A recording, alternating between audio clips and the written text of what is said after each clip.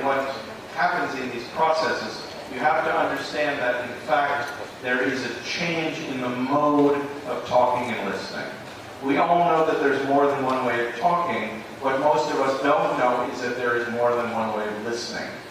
And the point of this difficult slide, but we think absolutely critical slide, is that if you change the way you talk and listen, you change the results that are produced. So I'll go through this quickly, but I just want to underline that we're talking about, to talk about a change in how we talk and listen is to talk about a change in the way we relate to each other and to the situation we're in. In these meetings, they generally start with people downloading. What do I mean by downloading? The talking of downloading is I say what I always say. I say what I am expected to say. I say what I think is safe to say. Either out of politeness or out of fear, I give my usual speech, like downloading from the internet. What is the kind of listening that's associated with downloading? It's not listening at all. I'm actually just waiting for your mouth to stop moving so that I can go back to giving you my speech. The second kind of talking and listening we call debating.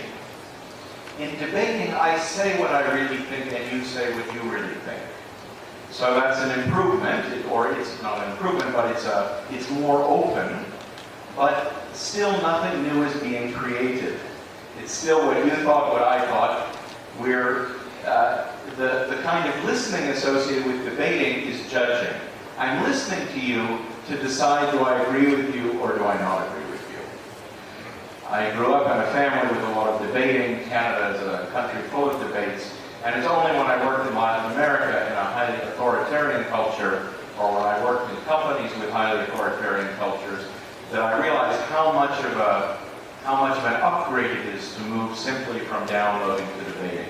But still, nothing new is being created. Both downloading and debating have in common that they're modes of talking and listening which simply reproduce the existing reality. If we want to produce a new reality, if we want to participate in enacting a new reality, we have to learn to spend at least some of our time in the top half of this graph. Dialoguing refers to a kind of talking and listening where I'm not only telling you what I'm thinking, but I'm trying to explain to you where it comes from. Why is it that I think this way? And I'm listening not simply to decide if I agree with you or disagree with you, but to try to understand where is this coming from. And it's only in this shift from debating to dialoguing that something new can begin to be created. The fourth kind of talking and listening, which is the subject of a recent book by Peter Senge and co-authors, probably maybe available in Thai, which is called Presence, talks about presencing. It's where I listen to you, not simply to understand where you're coming from, but to understand what is emerging in this system as a whole. Okay, and I'm not talking just for myself. I once did a workshop with a group of bishops in South Africa, a group of religious figures in South Africa, and at the beginning of the workshop, they wanted to talk about ground rules for the workshop. They were dreadfully worried about downloading the previous archbishop that lectured them all the time. They really wanted a high-quality strategic conversation. So I said, what rules would you like for this conversation? And the first of the bishops said, I think we should listen to one another. So I wrote that down on the flip chart. We should listen to one another. Very ordinary thing. People always say that. In other words, we should move from downloading to debating. Then another bishop said, that's not quite it. We must listen with empathy. This is the movement from debating to dialogue. But then the third bishop said, that's still not quite it, brothers. We must listen to the sacred within each of us. This is what presencing is. What does it look like if I listen to you, not simply to wait until your mouth stops moving so I can go back to giving you my speech, not simply to decide whether I like or don't like, agree or don't agree with what you're saying, not even simply to try to understand where you're coming from, why you're saying that, but what would it be like if I listened to others as if the highest potential in the system was being revealed through that time.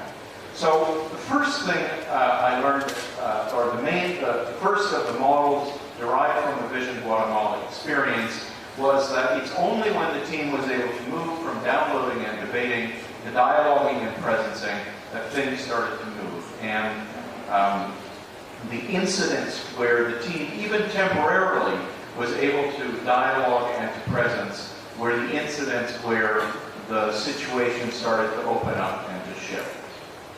So that's the second model. And the third model, also from the Vision Guatemala experience, is the following. During the time that we were working in Guatemala, some of our colleagues at the Massachusetts Institute of Technology, including Peter Senge and Otto Scharmer, were conducting interviews with innovators, scientific innovators, artistic innovators, business innovators, social innovators. And they were developing a theory of creativity and innovation, which is called Theory U. This is the subject of a book of that title by Otto Scharmer. And what I realized when I saw what they were discovering about individual creativity is we were seeing the same thing happening in the Vision Guatemala team on a collective basis. That there were actually three distinct phases or spaces of the Vision Guatemala work. There was a phase of co-sensing, of developing a shared sense of what was going on in the system of which they were actors. There was a space of co-presencing, of becoming present to what the potential was in the system and becoming present to what my role is in what has happened and what could happen. And finally, in all of these initiatives or seeds that I mentioned 10 minutes ago, there was a space of co-creating. And so the way we think about this work now is that what's going on in these teams is not simply writing scenario stories, but co-sensing, co-presencing, and co-creating. And the scenarios are simply a means to develop a shared language for talking about what's going on here, what's the potential here, and what is our role in what might happen. One of the contributors to this theory U is a Japanese professor named Ikojiro Nonaka. And Nonaka uses a Japanese word to talk about space or container for this work. He uses the word ba. Ba refers not just to the physical space, but to the emotional space, to the political space, to the psychosocial space. And so what we're talking about here is creating spaces that allow for, or creating spaces, creating containers that allow for such systemic, participated, emergent work that allow for us to spend at least some of our time in dialoguing and presencing, that allow for this work of co-creating, co-sensing, co-creating, co-presencing, and co-creating.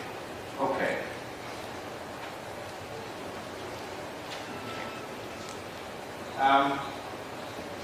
If I stopped here, I would be stopping at the point of my understanding after the Vision Guatemala experience, which was the point at which I wrote the first of the two books, which I think you have copies of, which is the Solving Tough Problems. Solving Tough Problems, if you want to save yourself reading it, I can summarize it in one word. It's all about opening.